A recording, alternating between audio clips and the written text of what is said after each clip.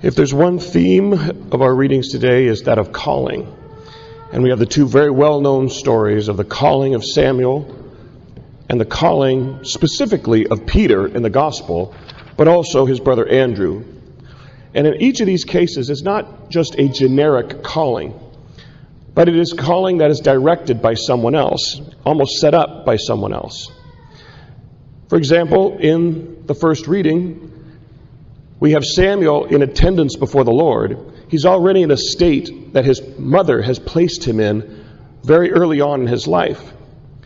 Hannah had been childless. She prayed diligently to God for a child, because there's a great dignity and honor in being a mother in that society.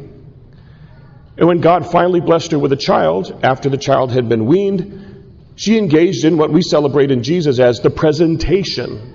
By law, presenting the firstborn to God, because God owns the firstborn. He saved the firstborn from Egypt, therefore all firstborn are his. Animals are sacrificed, humans are not, but they are redeemed by the parents. Mary and Joseph redeemed Jesus with the pair of turtle doves. Hannah, in presenting Samuel, left him. She didn't redeem him. It was enough to be the mother. So she left him to be raised by the priests in the service of the Ark of the Covenant and the service of God. And it's in that context, a context placed by his own mother in that lifelong service, that God called Samuel specifically to be a prophet.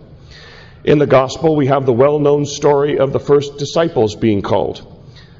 Andrew is directed by John the Baptist, and then Andrew directs Peter. It didn't just happen in a vacuum, generically, but someone else introduced Jesus and directed those people to him. And in the same way, we see our own calling as followers of Christ. Something influenced that calling. It never really happens generically. Even if perhaps one wasn't raised in the faith by one's parents, something directed us or attracted us to Christ, whether it's the example of other Christians, the experience of a parish community, perhaps coming to Mass with a Catholic family who we happen to be friends with, and we happen to go with them to Mass that Sunday. Who knows? Something always directs us, and it's in that we become that instruments of directing people to God and setting them up for the specific calling God might have. And in the case of the apostles, specifically, they were to be called as apostles of Jesus. And so, John the Baptist directed Andrew. Andrew directed Peter. Someone directed you, and you must direct someone else. But there's also another kind of calling that we see in today's second reading. And rarely, I find, is the second reading correspondent with the first in the gospel. Those are usually the two that sync in terms of the theme. But in the second reading today, we have not a specific calling to a specific person for a specific task, but it's a universal calling for all of us if we are to be followers of Christ. Paul is writing to the Corinthians. Corinth is in Greece, and it's a major trade center, trade hub, so it's a cultural center in many ways in the old Greco-Roman world. And if we know anything about ancient Greece and its morality, ancient Rome and its morality, then perhaps, bearing in mind the demographic I have here, because I want to choose my words carefully, there's a very good reason why the word hedonism is a Greek word. Because it was a morality completely different from what the Christian people and the Judeo-Christian people were presenting and preaching in the name of Christ. And so Paul is speaking to a people within that Greco-Roman culture, in that hub of Greek culture, commerce, and even morality. But he presents not a specific calling for a specific person with a specific task, but a universal calling of all people who are to call themselves followers of Christ. The body is not for immorality, but for the Lord.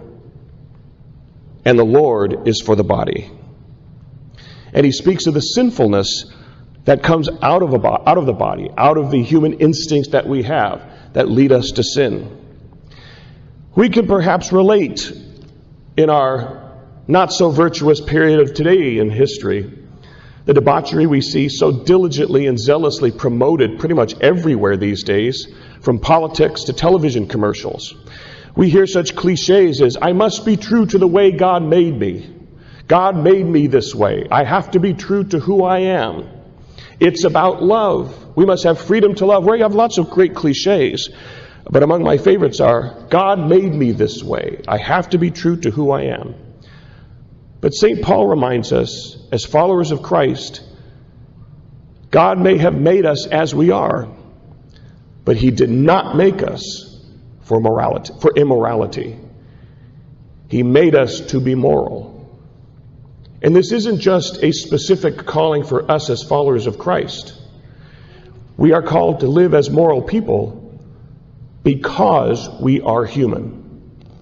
Because we are made in God's image and likeness as humans. I mean, think about it.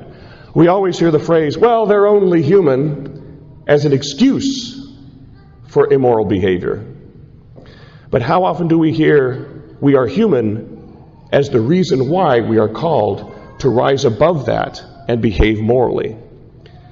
And it's not just a specific calling for us as followers of Christ. We don't live moral because we're Catholic. We live morally because we're human. And that's the dignity that God created us in, made in His image and likeness, to rise above our base human instinct that leads us in the misuse of that to sin. And that is a specific call, not just for us as Catholics, but a universal call for all humanity made in God's image and likeness, of which we specifically are called to be an example and an advocate. We're made to be moral. And Paul is the one who pointed that out to us in the midst of preaching to a culture that clashed with those values. And so yes, calling, vocation, life in Christ, service to God is at the heart of our readings today. From the specific calling of Samuel as a prophet, to the specific calling of Andrew and Peter as apostles, to our universal calling, not just as Catholics, but as human beings, called to be that example of what it means to live as people made in God's image and likeness. God made us the way we are, but He made us to be moral. And let us answer that call that is directed to us by Paul. Let us teach our children those values, and let those values be countercultural to our society today, just as Paul was countercultural to his when he wrote his letter to the Corinthians and first preached to that Greco-Roman society the values of Judeo-Christian faith. But in all things, let us be aware that we too have said, "Speak, Lord, your servant is listening." We too have answered that call to follow Christ. Let us truly live it as people made in His image and likeness. God made us the way we are. God called us as we are. But as human beings, God called us and made us to be moral.